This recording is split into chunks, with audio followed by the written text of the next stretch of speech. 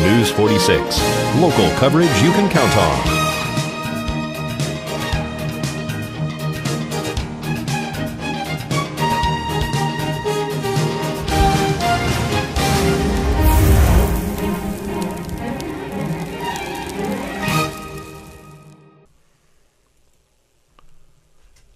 Welcome to Talk TV. I'm your host, Doug Brendel. Today our guest is Terry Svedja, a supporter of Representative Ron Paul, candidate for the Republican nomination for president this year. Terry, how are you doing today? Outstanding. Yourself, Doug? I'm doing great. Terry, how long have you been a supporter of Representative Paul? I would say about 3.5 years. Mm-hmm. And how did that come about? Well, when the economy was going down, I had my own business at the time. I had a travel company, and everything seemed to fall to pieces. And then I started listening and trying to find out why and stuff like that. And I heard about Dr. Paul. You know, I was pretty naive to him back in '08, you know, because didn't watch much television, and the media really never gave him a fair shake, even then. But what I did is, I started listening to what he had to say, and it made sense. In a nutshell, what sets Ron Paul apart from your everyday politician? Well, he's not a puppet. Nobody controls him. You know, he's a strict defender of the Constitution, and you know, lobbyists, they avoid him. I mean, I hate to say it, my daughter, when she went trick-or-treating this year, she told everybody, vote for Ron Paul. He's the only honest politician out there. She did. It was great. It was beautiful. But that's really about it. I mean, he returns part of his budget back to the government every year. He doesn't take any of the health care provided, you know. He has character, and it's well known. He's been called Dr. No, and that's for a reason. He doesn't compromise his principles. How long has he been representative of his district down there in Texas? 12-term congressman. 24 years. Yes. Yeah, so the folks back home know something. That's for sure. I mean, when you look at him and what he has to say, I mean, he's the only one up there. He went off the campaign trail to fight the NDAA. You know, that's what President Obama said he wasn't going to sign, but signed, which allows for the use of the American military on American citizens, and also the indefinite detention of American citizens without due process. I thought we had a Bill of Rights and a Constitution. I guess that's not the point. Not the way to Gitmo down in Cuba. They can take you wherever they want according to this legislation.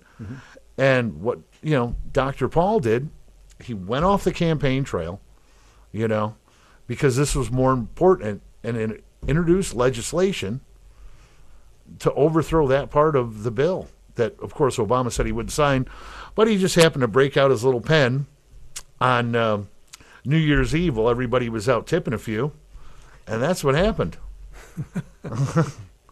That's interesting. Yeah. So what we hear so much of in the mainstream media is, okay, maybe these are good ideas that Ron Paul has, and he might be a great candidate, but he's not electable, and he wouldn't have any support from Congress. So what do you say to that? Well, first off, proof that he's electable, he's been elected 12 times. Okay? I think that says that he's electable. You know, the mainstream media is scared of him because, you know, TARP bailout money actually went to some of these TV stations as well. Most people don't know that. But, you know, he is electable. And what people need to do, you know, I hear this all the time. I agree with Ron Paul, but not his foreign policy. Well, what's so wrong with his? That's like saying, I believe in Jesus, but this love thy neighbor stuff I ain't buying.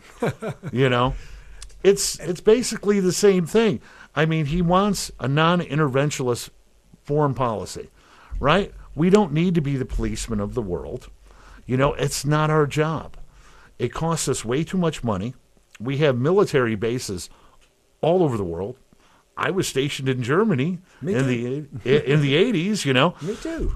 And then we had the Russians to worry about. But now, I don't think Russia's going to be invading Germany anytime soon. No.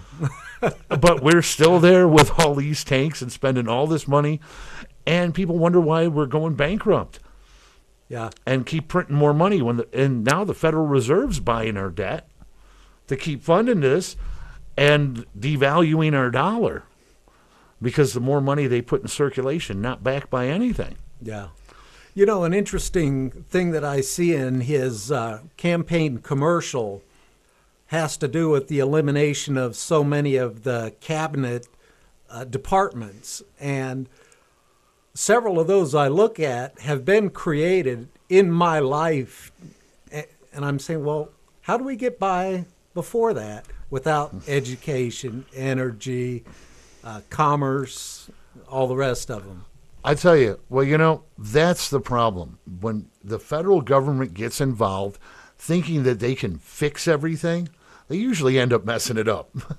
You know, I think the post office is the only government-run thing that actually did well for any amount of time, and it's doing bad now.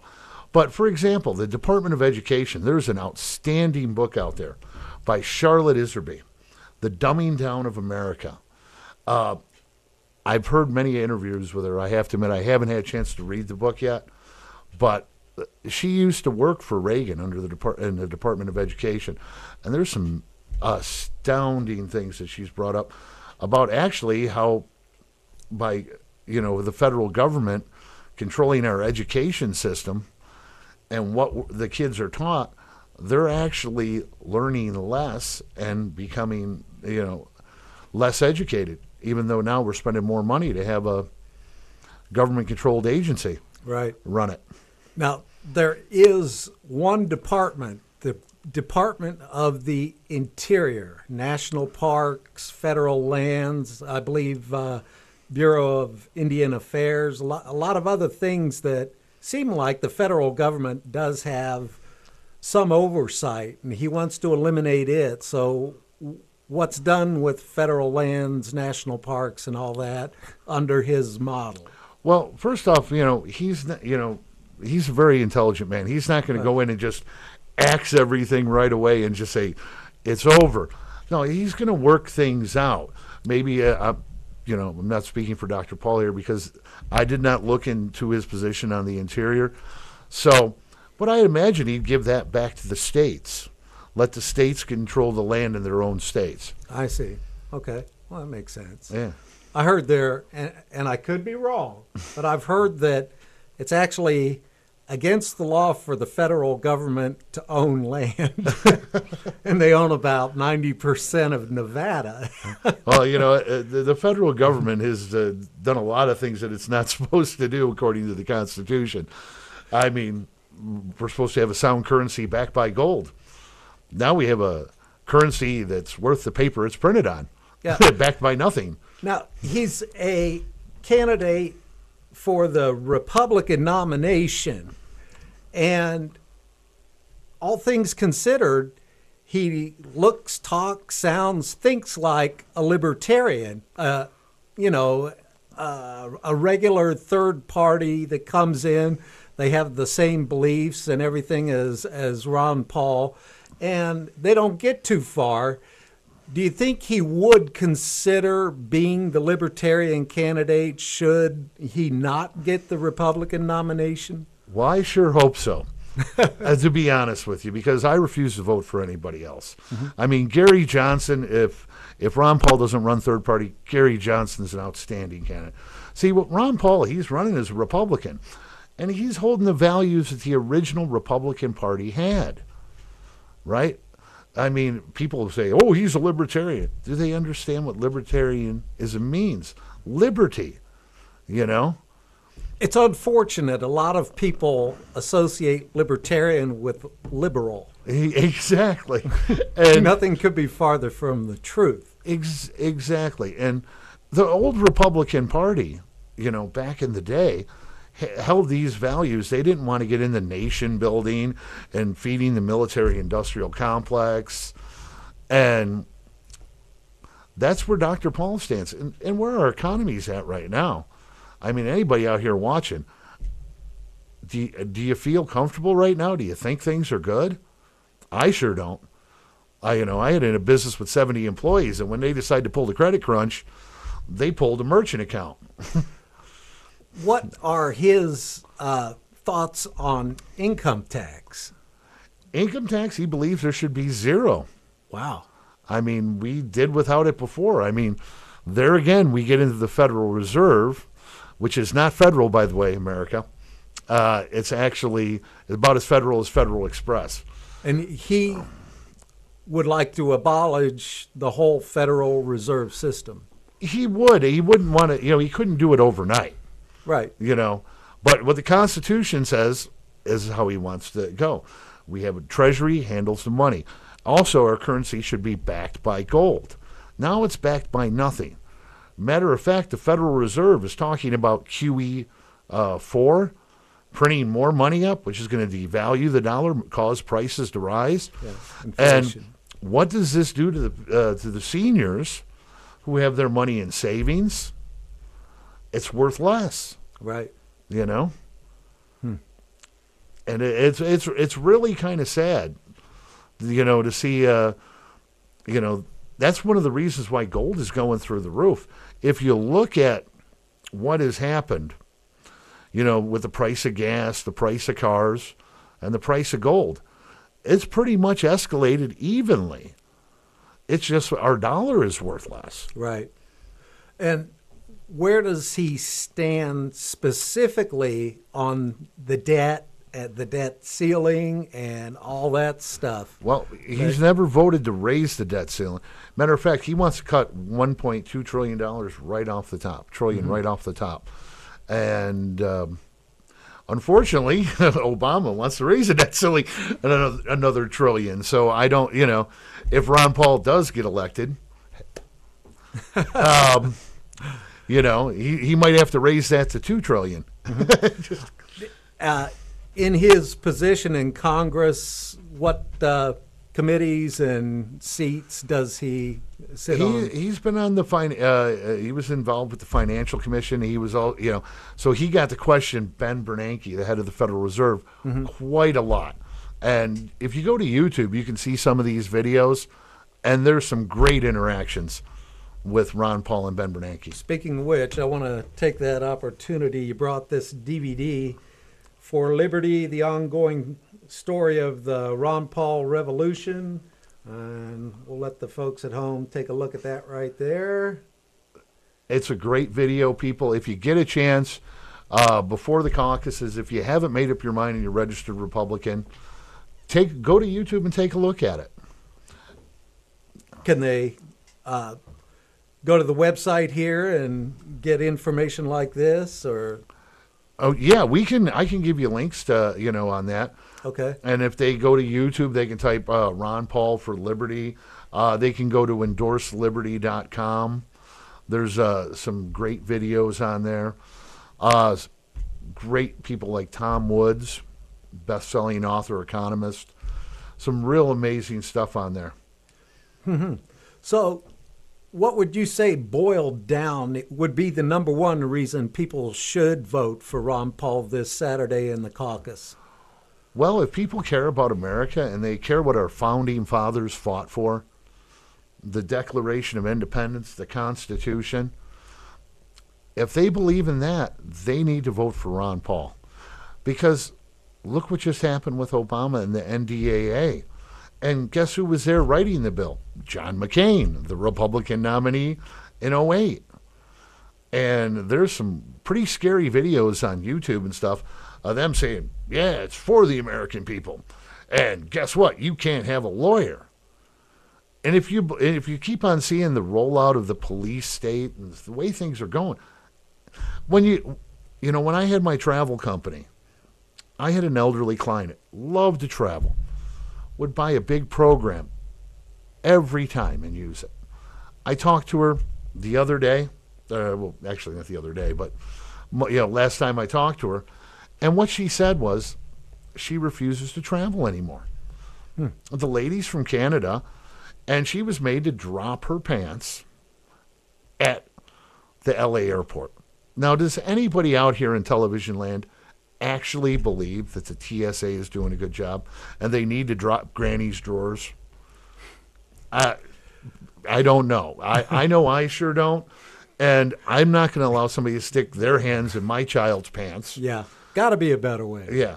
Or pull off my grandma's diaper. Yeah. You know, what are they looking for, a dirty bomb? I don't get it. And you know what? They haven't stopped one terrorist. Yeah. You know, and Benjamin Franklin once said it best. Those who sacrifice liberty for security deserve neither. Yeah.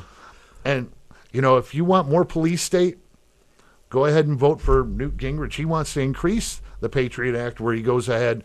He said it in the debates. Man, we want to increase wiretapping. We want to increase searches without warrants. You can have that or you can have liberty. That's basically, you know, the point I want to make. I'll tell you one interesting thing that I've read about Ron Paul. He is the lone voice in the wilderness who wants to end Richard Nixon, 1970, the war on drugs. And really, if you're objective by any yardstick, it's a failure. You know, I tell you, I'm not an advocator of drug use, neither is Ron Paul. Right. You know, but if you look at it, prohibition didn't work either. Right. Right? And I have friends, some in the entertainment industry. Matter of fact, one of them, last thing he told me, he quit doing drugs. 2 weeks later, he died. Dee Dee Ramone of the Ramones. Oh, wow. But, you know, you can get the drugs anywhere. You know, people, if want to get drugs, they're going to get drugs. If they are available, or it's up to the states to make that decision, one, the price will come way down. You won't have all these gang shootings and this, that, controlling the distribution of the drugs. Right. And it's just like alcohol. Alcohol is a drug. Right. But do you ever see anybody robbing Granny to buy a six-pack? Right. The price comes down. Right. As a matter of fact, believe it or not, in Portugal, they decriminalized drugs, and usage went way down. There's a great article you can look up if you Google on. And decriminalized everything? Yes. Really? Never heard that. Yeah, and you can look up the article in Time magazine. Crime went down and drug usage went down. You know? Interesting. Yeah. Yeah. You tell people they can't have it. And they want it more. Just like when you're a child, you know? You can't have it. Can't have it. And then they want it more. Yeah. Well, like I said, by any objective yardstick, Richard Nixon's war on drugs, now 40-some years later, where's it gotten us? Well, I tell you, it's made the prison industry rich. Right. You know? The prisons are full of drug users, and they have to keep space open to bring the new criminals in. So they have to let go hardcore criminals to make room for people who got busted for a little bit of weed. Well, you know, I'm originally from Illinois, and one of the guys I went to high school with got busted with a bag of cocaine in a car with somebody. He actually ended up serving more time in prison than somebody else I know who shot somebody. Wow. I mean, it's a fact, and it's basically kind of dumbfounding in a way. You know, I don't really want to say why do we do it and incarcerate everybody, but there's a better way. I mean, and Portugal is, you know, proof positive for that. Lord knows, please don't go out and do drugs, people. You know, it's right. I have too many friends that have died over it. But you know, if it's also the quality is regulated, and you know, it would be a lot safer, and a lot cheaper, and a lot less crime, and a lot less burden on the taxpayers for the prisons. Well, one last thought on that subject.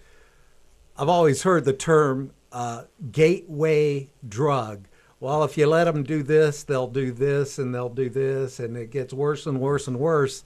And my theory is if you have to go buy your weed from a criminal, eventually, and like a teenager, someone who's easily swayed, that same guy, that criminal, he has no morals. He'll go, dude, you got to try some meth. Dude, you got to try some coke, some heroin. That's the gateway. Yeah. They're getting it from someone who's not looking out for their best interests. Exactly. And you know what? Don't take my word for it. Go out on the streets, right? Is there still meth in Pahrump? Is there still, I personally don't know, but I think it's safe to say there is. Yeah. Yeah. But I know in Vegas, it's all there. Yeah. And guess what? You can still buy it. And you got people shooting each other, gangs, gangland slayings, all over the distribution of this illegal substance. And if you get a chance, America, please Google Fast and Furious. Our government, under President Obama and Bush, shipping guns. Oh, yeah. That's to a travesty. The drug cartels. Right. They allow some drug cartels to import the drugs. Right. And launder their money through banks. Right. You can Google this as well. Yeah. Wachovia fined $1 million for laundering illegal drug money. Right. But you see this stuff. They call that the walking of weapons. Yeah. Right. Now, why? Let them go, because they'll lead us to the big guys. Or you're letting them walk with implements of death that are killing our own agents and law enforcement officers. Does that make sense, America? Man. I mean, really. Let's give weapons to the drug cartels for whatever reason. Why would you want to arm these people? And this was, Eric Holder. Call your congressman, call your senator, request that he gets prosecuted for this, because he knew about it. Well, you're optimistic, I can tell. Do you feel like there's good reason for optimism in 2012 for a Ron Paul to actually make it to the White House and make a difference? Well, he's making a difference just by running. Mm-hmm. He's waking people up to the issues. And not everything I talked about today, is his particular view. I interject a little of my own. But I encourage everybody to take a look at it, because people are waking up to what he has to say. When America, have you ever heard any politician talk about the Federal Reserve? Now you got Newt Gingrich talking about Ron Paul's right on monetary policy, Ron Paul's right on this. But you know what? 2 months before that, he was saying Ron Paul didn't know what he was talking about. Now when you watch the debates, all he says is Ron Paul's right, Ron Paul's right. We're interjecting, we're bringing this stuff into the conversation. And Ron Paul wins just by doing that. And heaven forbid he doesn't get the nomination, but it's all about the delegates. And we have a caucus this Saturday. And we can bring in a lot of delegates. There's a lot of support for Ron Paul out here. But his son is waiting in the wings. And there's other great patriots. It's not the man, it's the message. Right. And the more people that hear the message, freedom and liberty are popular. They're not going to stop it. Right. Also, the Supreme Court made a ruling on campaign contributions, pretty much turned the whole election process on its head when they said any third party can throw as much money as they want. They can say, as long as they say that they're not part of this campaign, they're just an interested third party. And geez, some of these candidates are getting hundreds of millions of dollars from contributors to put these ads on TV, and they just say, well, they're over exuberant. Well, he doesn't have anybody like that, does he? The armed forces. That's where Ron Paul gets the majority of his money from. Yeah, there are some people. He does have a PAC as well. But the majority of Ron Paul's contributions are from the United States military. Now, Obama, from what I hear, he's going to have $1 billion for this reelection. So if you think you're sick of political ads now, just wait till November, America. It's going to get bad. But after the conventions, even I get sick of it. September, October, it's like, please, Yeah. time out. He's supposedly got $1 billion. And, yeah, there are PACs. And, they had the MoveOn.org. They have this PAC, that PAC, What you look at is who puts up the money is what I look at. Because one thing I've learned in life is you follow the money. Right. Now, Goldman Sachs, the big bankers, were behind Obama's campaign, the biggest supporter. And guess who lined his cabinet? Goldman Sachs. Guess who got the bailout money? Goldman Sachs. Guess who is supporting Mitt Romney? Goldman Sachs. Wow. Now, do you Mitt Romney, in his own words, when it takes a lot of money to run a campaign, and to get that money, you become beholden to the people who provide it for you. He was talking about big. I don't know the exact quote, and please forgive me if I'm wrong on that. But it's on YouTube, and if you think about it, who's going to control Mitt Romney if he wins? Goldman Sachs. Do you think anything will change? Interesting. Okay, we're taping this on Wednesday, February 1st, and 2 days from now, Ron Paul's in Pahrump, talking at the skate zone at noon. I'm sure you'll be there. Oh, definitely. Definitely. I love to hear Ron Paul speak. I mean, and the nice thing about him, he does it without a teleprompter. He speaks off the cuff about what, his message is always the same. He doesn't change it to cater to anyone. So it's pretty easy for him. But he's always great to listen to, and I hopefully get a chance to meet him this time, And it's going to be at 12 o'clock. Doors open at the skate zone, right on Calvada over there. Mm-hmm. And everybody come on out. It's going to be a great time. Admission's free. You'll get to hear the message of liberty direct from the man himself, and I'm sure he'll be posing for photos with everybody and shake a few hands. He's that kind of guy. All right. Well, I know KPVM is going to be there. Yeah. Maybe we'll get Ron Paul in that chair right there. I sure hope so. What do you say, Pahrump? Weigh in. Tell him to pay us a visit here. Well, I sure do appreciate you coming in today, Terry. And what about some of these links you were talking about before we take off? Okay. You said there was a lot of interesting things out there, right. YouTube and on the internet that people might want to find out about. Well, I did want to bring up something else, too, if you don't mind, Doug. Go right ahead. The caucus vote is this Saturday. Yes. The 4th. So I encourage everybody to come out and vote. It's at Rosemary Clark Middle School. The caucus almost didn't happen, but thanks to the hard work of Carla getting it done, we're having a caucus, we're having our vote, and our voice will count. And I encourage everybody to come out. It's from 9 to 11. Take a look at your voter registration card. It's at Rosemary Clark Middle School. Before you come out, a little hint, take a look at your voter registration card. Find out what precinct you're in so you can tell them when you go up. If not, you'll run into me because I'm a volunteer. And I'll be happy to direct you. And you go in, you get to meet with your neighbors and make your voices heard. I know one interesting point I want to throw out about the Republican caucus. The Republican Party in Nevada says it's not winner take all.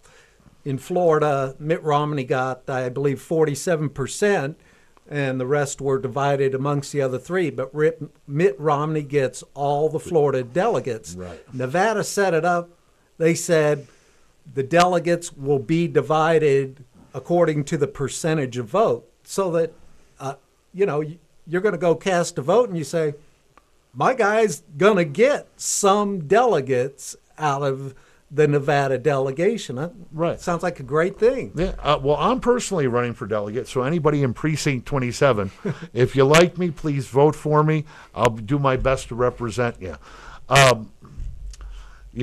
Everybody's going to be voting for delegates to, at the caucus.